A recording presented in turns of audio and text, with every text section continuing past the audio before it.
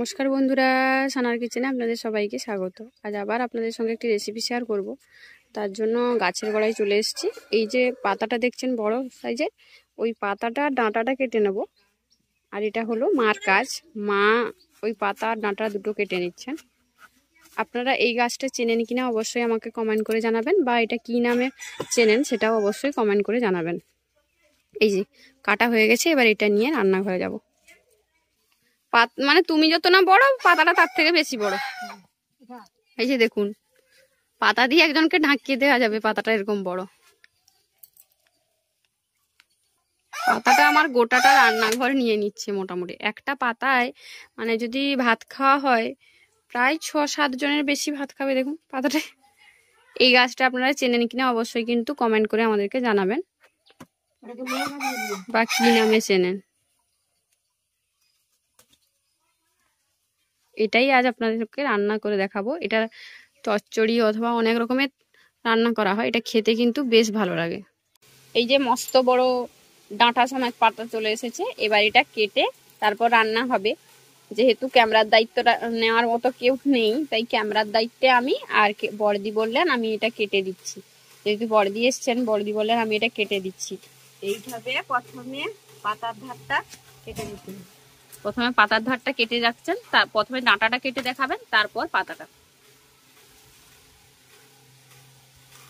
আপনারা এই গাছটা চেনেন কে কে অবশ্যই কিন্তু কমেন্ট করে জানাবেন, বা কে কে রান্না খেয়েছেন সেটাও কমেন্ট করে জানাবেন। আর এটাকে কি নামে চেনেন সেটাও কমেন্ট করে জানাবেন। প্রথমে এর আঁশটা তুলে নিতে হবে। এইভাবে পুরো একটু চেঁচে দাও না, ভালো হবে। উপরটা সবুজ অংশটা চেঁচে দাও, ভালো হবে। সবুজ অংশটা এইভাবে একটু ভালো করে চেঁচে বাদ দিয়ে দিতে হবে।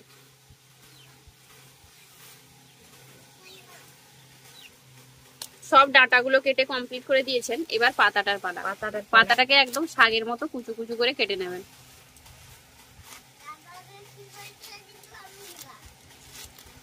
এই যে এইভাবে ছোট ছোট টুকরো করে পাতাটাকে কেটে নিতে হবে, যেইভাবে আমরা শাক কাটি।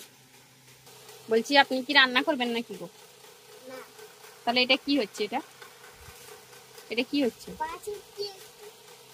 উনুনের কাছে বসে তুমি পা শেখছো এই দুপুরবেলা? দুপুরবেলা কে পা শেখে গো?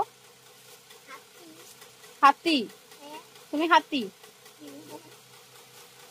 ইঁদুরটা তো তোমার থেকে বড় আছে, তুমি কি হাতি হবে বলো? হ্যাঁ,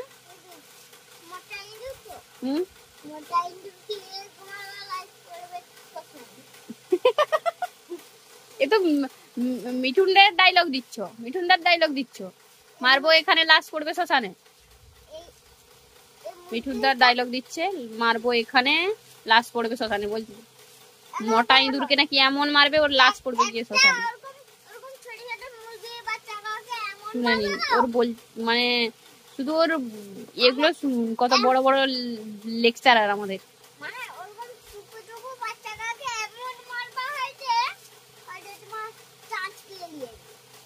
ওকে ফ্যানের ব্যবস্থা করে দেওয়া হয়েছে, ফ্যান নিয়ে সুন্দর করে বসে আছে।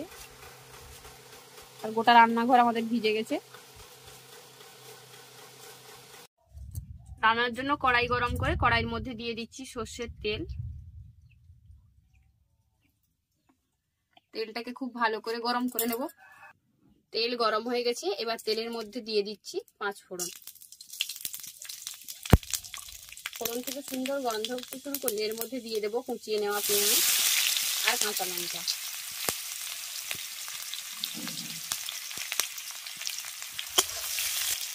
পেঁয়াজটাকে হালকা একটু ভেজে নেওয়ার পর এর মধ্যে মশলাগুলো দিয়ে দেবো। দিয়ে দিচ্ছি আদা, রসুন আর শুকনো লঙ্কা বাটা। আদা, রসুন আর শুকনো লঙ্কাটাকে আগে একটু ভেজে নেব।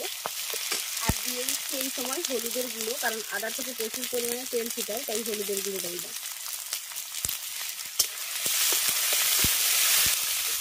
আদা, রসুন আর শুকনো লঙ্কাটাকে একটু ভেজে নেওয়ার পর এর মধ্যে দিয়ে দিচ্ছি সরষে বাটা। সরষে বাটাটাকে হালকা করে একটু ভেজে নিচ্ছি। সরষে বাটা কিন্তু বেশি ভাজলে তেতে লাগে, তাই অল্প করে একটু ভেজে নিলাম। এবার এর মধ্যে আমি দিয়ে দেব ধনে আর জিরে গুঁড়ো। ধনে আর জিরে গুঁড়োটা দিয়ে একটু নেড়ে দেওয়ার পর দিয়ে দিচ্ছি কুচিয়ে রাখা আলু। আলুটাকে একদম সরু সরু করে কেটে ধুয়ে রেখেছি। দেখুন আলু ভাজার জন্য যেভাবে সরু সরু করে কাটা হয় সেরকম সরু সরু করে কেটেই ধুয়ে রেখেছি। এবার মশলার সঙ্গে প্রথমে আলুটাকে খুব ভালো করে কষিয়ে নেব।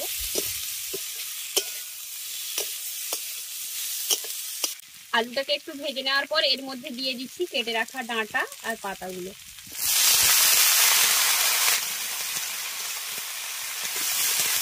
স্বাদ মতো লবণ দিয়ে দিচ্ছি। এবার মশলার সঙ্গে সমস্ত কিছুকে খুব ভালো করে কষিয়ে নেব। লবণটা একটু বুঝে ব্যবহার করবেন, কারণ এটা যখন সেদ্ধ হয়ে যাবে তখন কিন্তু পরিমাণে অনেকটাই কমে যাবে। তাই অল্প পরিমাণে লবণ ব্যবহার করবেন, দরকার হলে পরে কিন্তু লবণটা ব্যবহার করা যাবে। এবার ঢাকা দিয়ে এটাকে রান্না করব যাতে সমস্ত কিছু খুব ভালোভাবে সিদ্ধ হয়ে যায়। ঢাকাটা খুলে আমি মাঝে 2-1 বার নেড়ে দিয়েছিলাম। দেখুন এটা একদম খুব ভালোভাবে সেদ্ধ হয়ে গেছে আর একদম শুকনো হয়ে গেছে। দেখে বুঝতে পারছেন এটা কি শাক বা কি ডাঁটা মিশিয়ে চচ্চড়ি হয়েছে? দেখে বুঝতেই পারবেন না এটা কিসের চচ্চড়ি। পুরো নোটে শাক যেভাবে আমরা চচ্চড়ি করি সেরকম, বা পালং শাকের চচ্চড়ি সেরকমই কিন্তু দেখাচ্ছে। এটা খেতে কিন্তু দারুণ লাগে। আমাদের তরকারি একদম রেডি, এবার এটা নামিয়ে নেব। আমাদের রান্নাটা একদম রেডি। এবার গরম ভাতের সঙ্গে এটা পরিবেশন করতে পারেন, রুটি দিয়েও কিন্তু খাওয়া যাবে, তবে গরম ভাতে সব থেকে বেশি ভালো লাগে। আমাদের আজকের এই রেসিপিটা আপনাদের কেমন লাগলো অবশ্যই কমেন্ট করে জানাবেন। আর আগে আপনারা এই রান্নাটা খেয়েছেন কিনা, বা এই যে আমি রান্নাটা করলাম যে পাতা বা ডাঁটাটা দিয়ে, সেটা খেয়েছেন কিনা অবশ্যই কমেন্ট করে জানাবেন। ভালো লাগলে বরাবরের মতো ভিডিওটিতে লাইক করে আপনার ফ্রেন্ড সঙ্গে ফ্যামিলির সঙ্গে ভিডিওটা শেয়ার করার অনুরোধ রইল। আর চ্যানেলে নতুন বন্ধু হয়ে থাকলে অবশ্যই চ্যানেলটি সাবস্ক্রাইব করে নেবেন। সেই সাথে যারা ফেসবুক পেজে দেখছেন তারা অবশ্যই ফেসবুক পেজটি ফলো করে নেবেন।